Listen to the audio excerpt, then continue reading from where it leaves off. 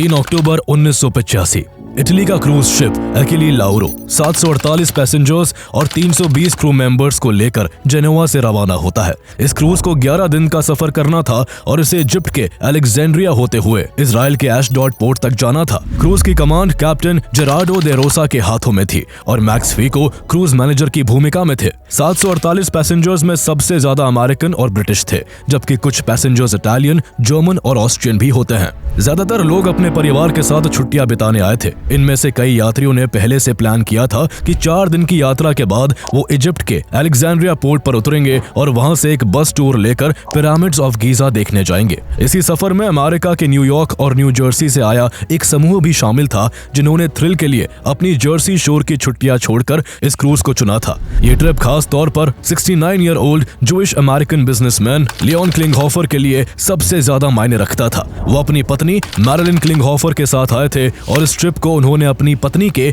58वें birthday के लिए plan किया था। पिछले कुछ सालों में लियोन क्लिंगहोफर और मैरिलिन क्लिंगहोफर की जिंदगी काफी कठिन रही थी।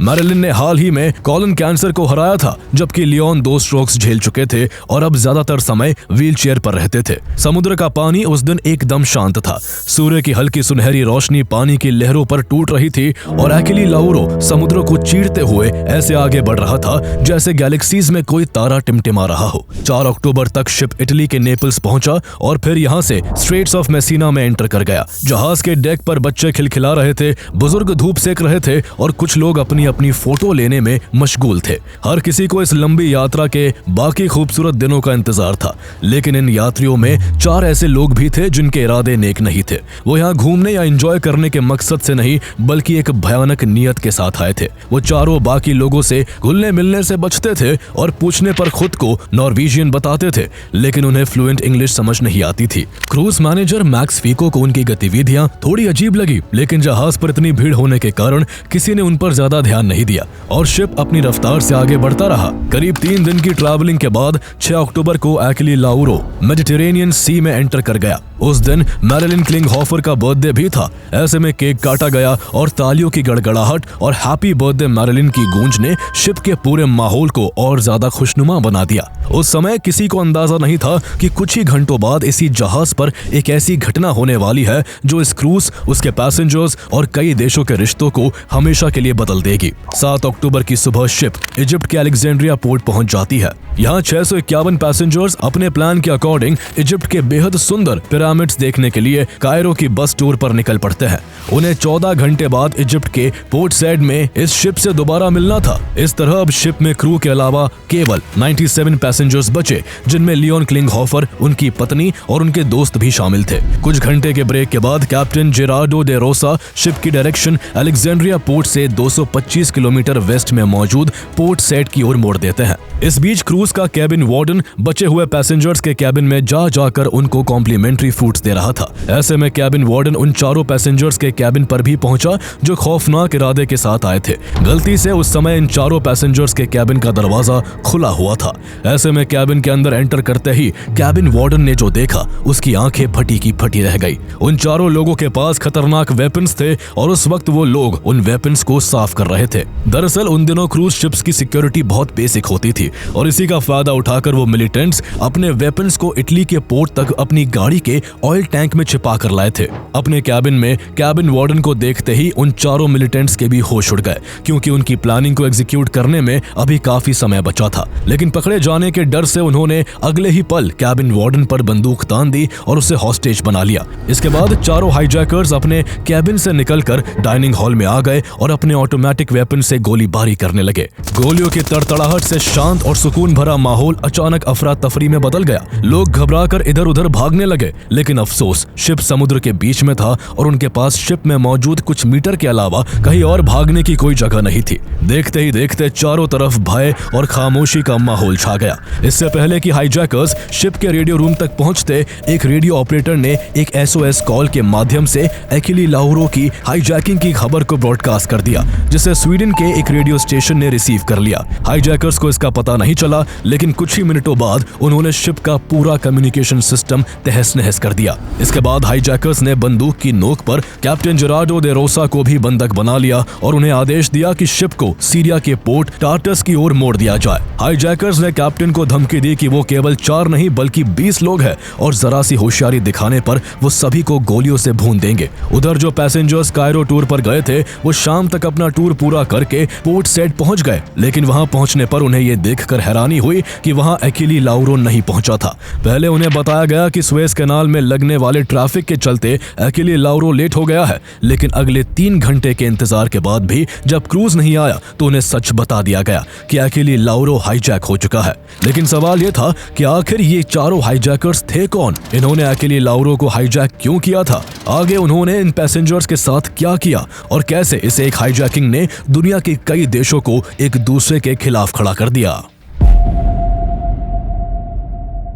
अकीली लाउरो पर असल में सिर्फ 4 ही हाईजैकर्स थे। 20 हाईजैकर्स का दावा उन्होंने सिर्फ डर फैलाने के लिए किया था। कैप्टन जेरार्डो डे रोसा उनकी जान से मारने की धमकी के कारण जहाज को हाईजैकर्स के कहे अनुसार सीरिया के पोर्ट टार्टस की तरफ मोड़ देते हैं। इसके बाद हाईजैकर्स हॉस्टेजेस को देश और आइडेंटिटी के आधार पर अलग अलग करना शुरू कर देते हैं। उन्हें खास तौर पर जूस, अमेरिकन और ब्रिटिशर्स की तलाश होती है। सभी जूस, अमेरिकन और ब्रिटिश पैसेंजर्स को इकट्ठा करके हाईजैकर्स ऊपर के डेक में ले जाते हैं, जबकि इटालियन, जर्मन और ऑस्ट्रियन को नीचे के डेक में रखा जाता है।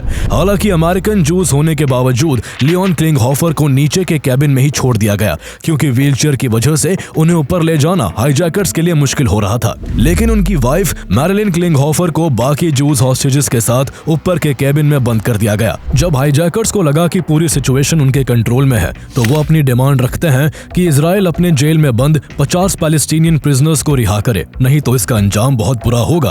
आगे वो चेतावनी देते हुए कहते हैं कि अगर शाम के 3 बजे तक इजराइल ने पैलेस्टीनियन प्रिजनर्स रिहा नहीं किए तो हम हॉस्टेजेस को मारना शुरू कर देंगे। ये हाईजैकिंग इसलिए भी बेहद गंभीर थी क्योंकि इसमें कई देश सीधे तौर पर शामिल हो गए थे।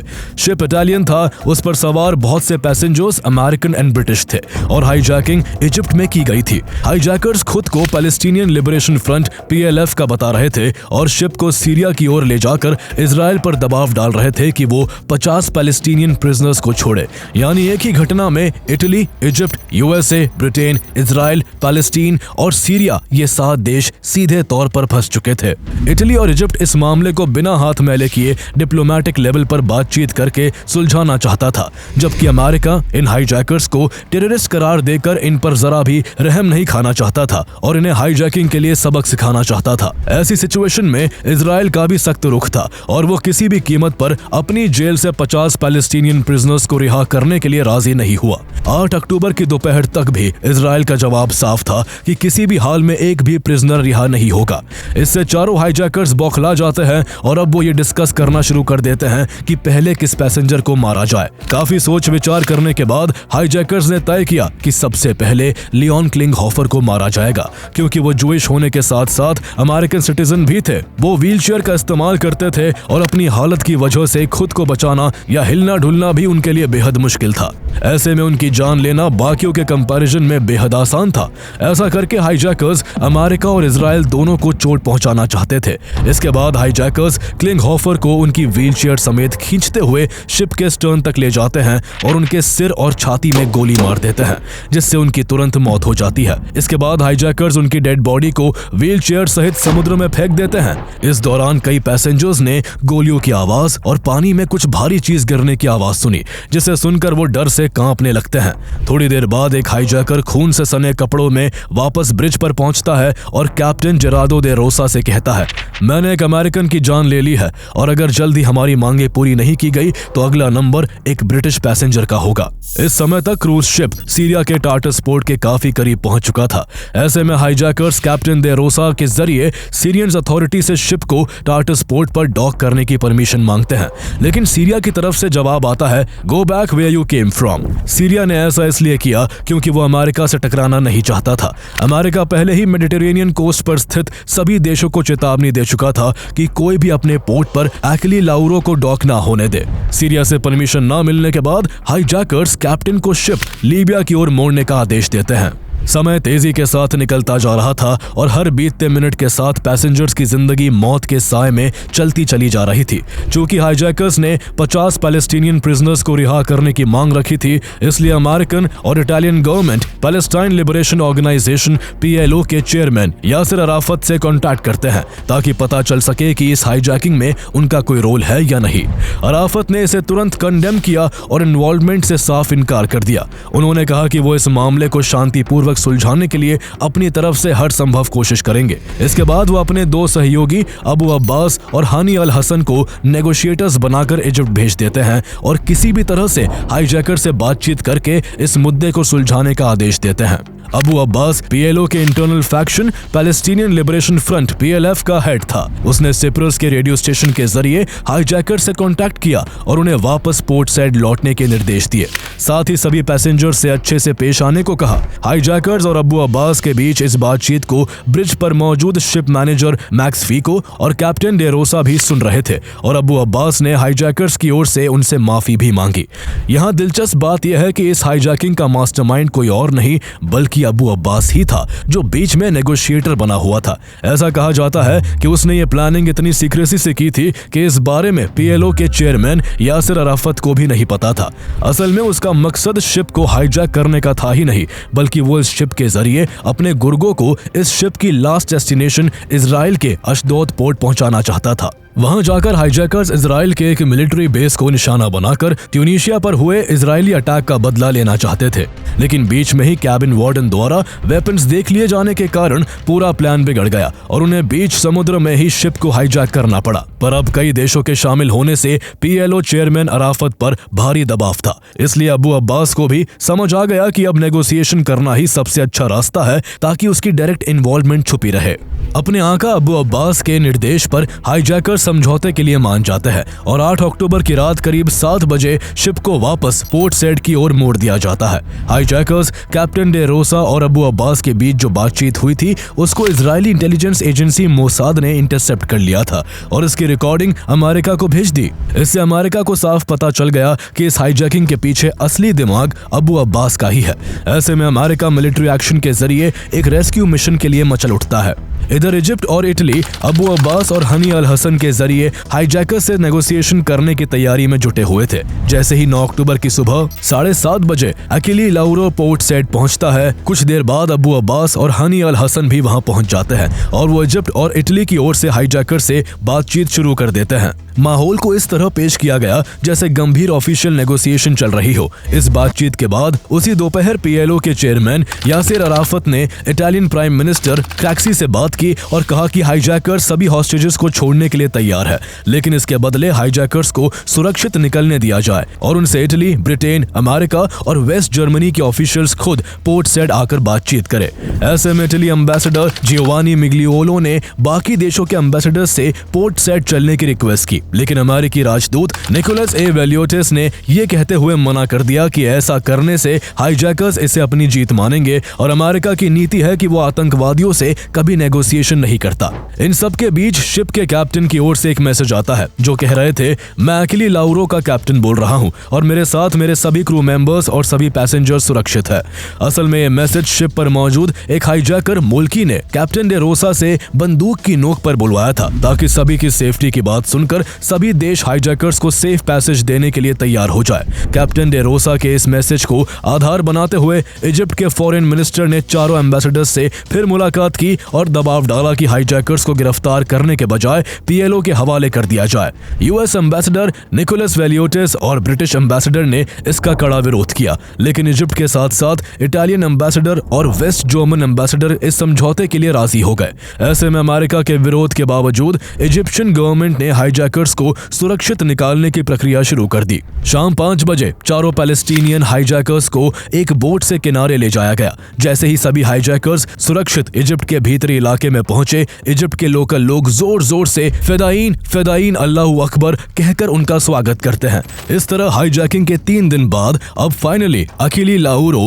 हाईजैकर्स के साये से आजाद था और अब सभी पैसेंजर सुरक्षित थे और राहत की सांस ले रहे थे। लेकिन जैसे ही मैरिलिन क्लिंगहोफर को कैप्टन डे बारबोसा से पता चलता है कि हाईजैकर्स ने उनके पति लियोन क्लिंगहोफर को गोली मारकर समुद्र में फेंक दिया है। वो दहाड़ मारकर रोने लगती है और सदमे में वही गिर पड़ती है।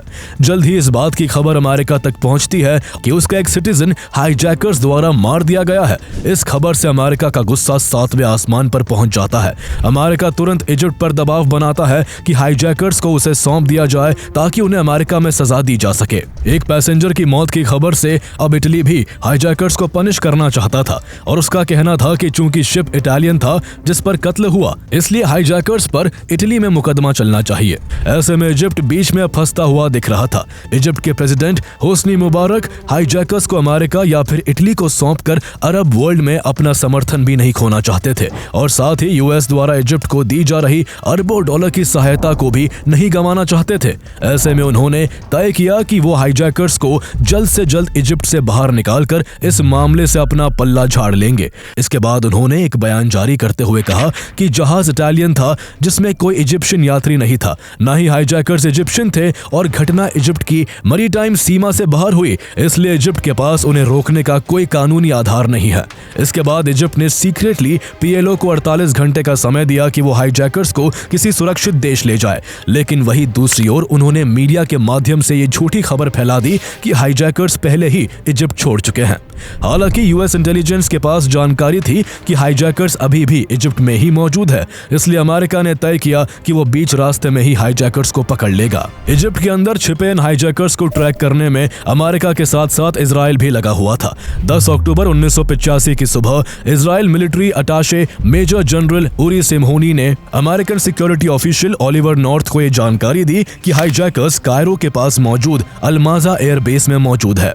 कुछ घंटों बाद यूएस ने यह भी पता लगा लिया कि इजिप्ट उन्हें इजिप्ट एयर बोइंग 737 से रात में ट्यूनीशिया ले जाने वाला है। ऐसे में यूएस ने अनुमान लगाया कि लीबिया और चैड के साथ इजिप्ट के रिश्ते अच्छे न होने की वजह से ये एयरक्राफ्ट मेडिटेरेनियन सी के ऊपर से उड़ान भरेगा और ऐसा होने पर यूएस नेवी के फाइटर जेट्स उसे इजीली इंटरसेप्ट कर सकते हैं। ऐसे में उस पूरे मिशन की जिम्मेदारी यूएस नेवी के ऑफिसर जेम्स आर स्टार्क को सौंप दी गई, जिन्होंने जल्दी ही इसकी प्लानिंग शुरू कर दी। उन्होंने वर्ल्ड वॉर 2 में जापानीज एडमिरल यामामोटो के विमान को यूएस द्वारा इंटरसेप्ट करने के एग्जाम्पल को ध्यान में रखते हुए यह तय किया कि यूएस एक बार फिर से उसी स्ट्रेटेजी के साथ आगे बढ़ेगा। बस फर्क सिर्फ इतना होगा कि वहां यूएस एयरक्राफ्ट को शॉट डाउन करने के बजाय उसे फोर्स लैंडिंग कराने पर फोकस करेगा। फोर्स लैंडिंग के लिए इटली के सिगोनेला को चुना गया। दरअसल इस बेस पर इटली की मिलिट्री का नियंत्रण है, लेकिन यहाँ यूएस नेवी की नेवल एयर स्टेशन भी मौजूद है, यानी ये बेस इटली की जमीन पर है, लेकिन अमेरिका भी वहां ऑपरेशन चला सकता है। इस प्लान को जल्द ही अमेरिकन प्रेसिडेंट रोनाल्ड रीगन की तरफ से मंजूरी दे दी गई। 10 अक्टूबर 4:15 पर हाईजैकर्स को लेकर इजिप्ट एयर बोइंग 737 उड़ान भरता है। उनके साथ अबू अब्बास, ओजुद्दीन बद्रकान और इजिप्ट की एलीट फोर्स 777 के कमांडोज भी थे। ऐसा लग रहा था जैसे इजिप्ट उन्हें ऑफिशियल सिक्योरिटी में सुरक्षित ले जा रहा हो। प्लेन का डेस्टिनेशन ट्यूनीशिया था, जहां पीएलएफ का हेडक्वार्टर था। दूसरी तरफ अमेरिका के F-14 Tomcat fighters, E-2C Hawkeye radar aircraft, A-6 Intruders, EA-6B Prowler and electronic surveillance planes इस इजिप्शियन एयरक्राफ्ट का पीछा करना शुरू कर देते हैं। जब यूएस ऑफिशियल ने रेडार पर इसे लोकेट करने का प्रयास किया तो उसे कई एयरक्राफ्ट दिखाई दे रहे थे और ऐसे में यह पहचानना मुश्किल था कि इनमें से इजिप्ट एयर 737 कौन सा है। ऐसे में F-14 टॉमकैट फाइटर्स ने अपनी लाइट बंद कर ली और हर एयरक्राफ्ट के बेहद नजदीक जाकर उसके विजुअल आईडी का पता लगाना शुरू किया। दूसरे कई एयरक्राफ्ट्स को चेक करने के बाद अमेरिकन पायलट मैसी एक बोइंग के करीब पहुंच गए। उन्होंने अपनी फाइटर जेट की फ्लैशलाइट ऑन कर ली ताकि वो टेल नंबर पढ़ सके। जैसे ही उस पर SUAY लिखा मिला, उनकी खुशी का ठिकाना नहीं रहा। कंफर्मेशन के बाद सभी अमेरिकन एयरक्राफ्ट्स ने चारों तरफ से इजिप्ट एयर 737 को घेर लिया। चारों तरफ से खुद को घिरते देखकर इजिप्ट एयर 737 ने ट्यूनीशिया और एथेंस दोनों से लैंडिंग क्लियरेंस मांगी, लेकिन दोनों ने ही यूएस के डर से क्लियरेंस देने से इनकार कर दिया। इसके बाद यूएस हॉकाई के पायलट ने इजिप्ट एयर के लिए रेडियो पर एक मैसेज छोड़ा, डाइवर्ट टू सिगोनेला नाउ। लेकिन इसके बाद भी जब इजिप्शियन पायलट ने उनकी बात नहीं मानी तो अमेरिकन पायलट्स की तरफ से इजिप्शियन पायलट को शूट डाउन की चेतावनी दी जाने लगी। अब अमेरिकी फाइटर जेट्स इजिप्ट एयर 737 के इतने पास उड़ रहे थे कि उसके लिए मैन्यूवर करना मुश्किल हो गया। आखिरकार हार कर इजिप्शियन पायलट ने प्लेन को सिगोनेला की ओर मोड़ दिया। इस तरह कुछ घंटे की उड़ान के बाद शाम के 6:45 45 मिनट पर इजिप्ट एयर 737 को सिगोनेला में लैंडिंग करनी पड़ी। सिगोनेला में लैंडिंग करते ही इस इजिप्शियन एयरक्राफ्ट को यूएस नेवी सील्स ने चारों ओर से घेर लिया। इन सब के बीच एक अजीब सी स्थिति तब पैदा हो गई जब कुछ ही मिनटों में इटालियन एयरफोर्स और इटली की मिलिट्री पुलिस कैराबिनियरी ने पीछे से यूएस फोर्सेस को घेर लिया। यानी अब इजिप्शियन एयरक्राफ्ट अमेरिका की बंदूक के नोक पर था और अमेरिकी फोर्सेस इटालियन फोर्सेस के निशाने पर थी। ऐसा लग रहा था कि एक शिप हाईजैकिंग दो देशों के बीच वॉर की सिचुएशन ना पैदा कर दे। हिस्ट्री में इसी अजीब सिचुएशन को सिगोनेला क्राइसिस कहा जाता है। समस्या ये थी कि अकेली लाउरो इटली का था, इसलिए इटली कह रहा था कि मामला उसका है। यूएस कह रहा था कि अमेरिकन सिटीजन की हत्या हुई है, इसलिए हाईजैकर्स को पनिशमेंट देने का पहला हक उसका है। और सबसे बड़ा मुद्दा ये था कि यूएस ने इटली को बताए बिना इजिप्शियन एयरक्राफ्ट को सिगोनेला में उतार लिया, जिसे इटली ने अपनी सोवरेनिटी का वायलेशन माना। सिचुएशन ये थी कि जहां 80 यूएस स्पेशल फोर्सेस ने विमान को घेरा हुआ था, तो वही इटली की एयरफोर्स और कैराबिनियरी की संख्या 300 से अधिक थी, जिन्होंने यूएस फोर्सेस को घेरा हुआ था। रनवे पर कैराबिनियरी ने ट्रकों से रास्ता ब्लॉक कर रखा था। United states department of defence अच्छी तरह से समझता था कि हाईजैकर्स को वो पकड़ तो लेंगे, लेकिन ऐसी सिचुएशन में इटली से उन्हें ले जाना एक युद्ध को इनविटेशन देने जैसा होगा। ऐसे में 11 अक्टूबर की सुबह 4 बजे यूएस ने अपनी फोर्सेस को पीछे हटने का आदेश दिया। इसके बाद इटली और अमेरिका के बीच करीब 5 घंटे की बातचीत चली और फिर दोनों ने मिलकर तय किया कि हाईजैकर्स इटली के ही पास रहेंगे और उन पर वही ट्रायल चलाया जाएगा। इसके बाद हाईजैकर्स को विमान से उतारा गया और सभी को कैराबिनियरी ने तुरंत गिरफ्तार करके पुलिस स्टेशन भेज दिया। लेकिन अब्बू अब्बास पर बात अटक गई, क्योंकि उसका कहना था कि वो सिर्फ नेगोशिएटर था। इजिप्ट ने भी उसका सपोर्ट किया कि उसके पास डिप्लोमेटिक स्टेटस है। पीएलओ ने इटली को चेतावनी दी कि अगर अब्बास को उसने यूएस को सौंपा तो उसे इसके गंभीर परिणाम भुगतने होंगे। ऐसे में इटालियन गवर्नमेंट ने अब्बू अब्बास को रिलीज कर दिया। इसके बाद अब्बास और बद्र खान इजिप्ट एयर से रोम पहुंचे और फिर वहां से यूगोस्लाव एयरलाइंस की फ्लाइट पकड़कर बेलग्रेड भाग गए। इस पर यूएस इटली और यूगोस्लाविया दोनों से नाराज हुआ, लेकिन उसके पास और कोई चारा नहीं था। लियोन क्लिंगहोफर की डेड बॉडी कई दिन बाद 15 अक्टूबर को सीरिया के टार्टस पोर्ट के पास मिली। इस घटना ने न सिर्फ दुनिया को हिला कर रख दिया, बल्कि क्लिंगहोफर परिवार की जिंदगी हमेशा के लिए बदल दी। कुछ साल बाद लियोन क्लिंगहोफर की बेटियों ने एंटी डेफेमेशन लीग के साथ मिलकर the Leon and Marilyn Klinghoffer memorial foundation establish की, जो शिक्षा, राजनीति और कानूनी माध्यमों से टेररिज्म का मुकाबला करने का काम करती है। इटली के कोर्ट में जब इस पूरे मामले में मुकदमा चला तो उसने पीएलओ को लियोन क्लिंगहोफर के परिवार को $1.5 बिलियन देने का आदेश दिया। इस बीच इटली में सभी हाईजैकर्स और हाईजैकिंग की प्लानिंग में शामिल लोगों पर भी कार्रवाई शुरू हुई। 10 जुलाई 1986 को इटालियन कोर्ट ने हाईजैकर्स को hostage taking with terrorist intent leading to murder का दोषी पाया। लेकिन हैरान करने वाली बात यह थी कि इटालियन कोर्ट ने उन्हें soldiers fighting for their ideals कहा, टेररिस्ट नहीं। योसेफ अल मोल्की, जिसने लियोन क्लिंगहोफर को गोली मारी थी, उसको 30 साल की सजा दी गई, जबकि इब्राहिम फतायर अब्दुल्लातिफ को 24 साल, बसम अल अस्कर को 16 साल और अहमद मरूफ अल असादी को 15 साल की सजा दी गई। इस हाईजैकिंग के असली मास्टरमाइंड अब्बू अब्बास को इटली की कोर्ट ने नॉन अपीयरेंस में लाइफ सेंटेंस सुनाई, लेकिन वो ये सजा कभी नहीं भुगत सका, क्योंकि इटली ने उसे पहले ही छोड़ दिया था और वो एक देश से दूसरे देश भागता रहा। लेकिन आगे चलकर 2003 में इराक वॉर के दौरान यूएस स्पेशल फोर्सेस ने